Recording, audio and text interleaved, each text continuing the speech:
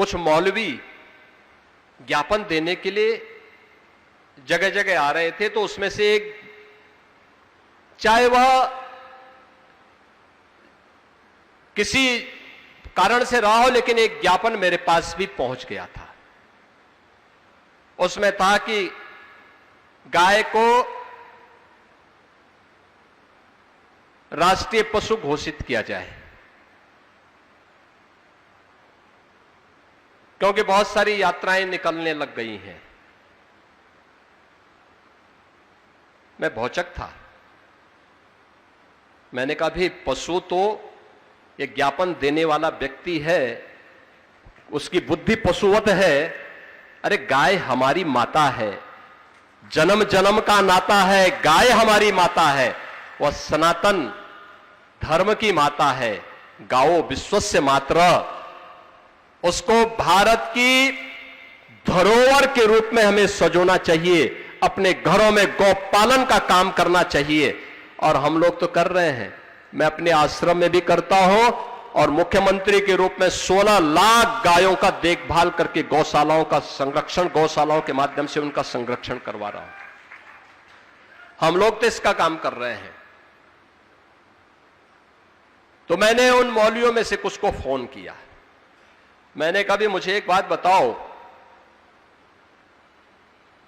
ये तो हमारी सनातन धर्म की धरोहर है, भारत की धरोहर है। आपने पशु क्यों कहा? और यही पशु शब्द मैं तुम्हारे लिए उपयोग करूं, तुम्हें कैसा लगेगा? कहा साहब गलती हो गई। मैंने कहा ये गलती या शरारत?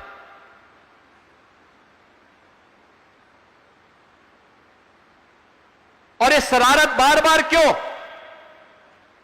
और ये तुम सिखाओगे हम हिंदुओं को कि गौ माता की पूजा कैसे करनी है? अरे हमारा तो कोई संस्कार गौ माता के बगैर होता ही नहीं है।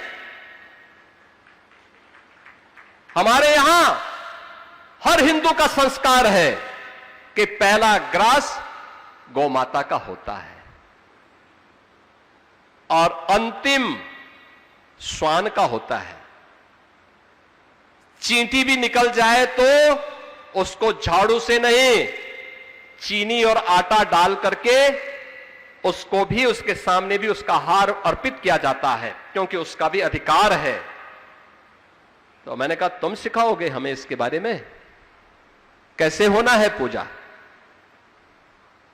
और उसको हम किस रूप में पूजें? ये उपदेश अपने कौम के अंदर देते, गौ तस्करी और गौ हत्या करना बंद कर देते, तो कम से कम हमारी जो पुलिस वहां लगी है उसको हम कुछ दूसरी जगह लगा देते। बहनों और भाइयों, ये भ्रम की स्थिति पैदा करने की जो दुरभिसंधि चल रही है, इससे सतर्कता और सावधानी बरतने की आवश्यकता है। भारत गुलाम क्यों हुआ? दो ही कारण से, अंतर्विरोध और छल, यानी आपसी अंतर विरोध, जाति के नाम पर, क्षेत्र के नाम पर, भाषा के नाम पर। जो आज के दिन पर चिल्लाहट ज्यादा जिनकी चल रही है, ये जाति को के नाम पे बांटने वाले लोग हैं। ये जाति के नाम पे बांटेंगे, क्षेत्र के नाम पे बांटेंगे, भाषा के नाम पे बांटेंगे, और फिर सोशल मीडिया प्लेटफॉर्म के माध्यम से फेक अकाउंट बना करके एक जाति को दूसरी जाति को गाली दिलवाएंगे, दूसरी जाति को पहली जाति को गाली दिलवाएंगे, आपस में लड़ाएंगे।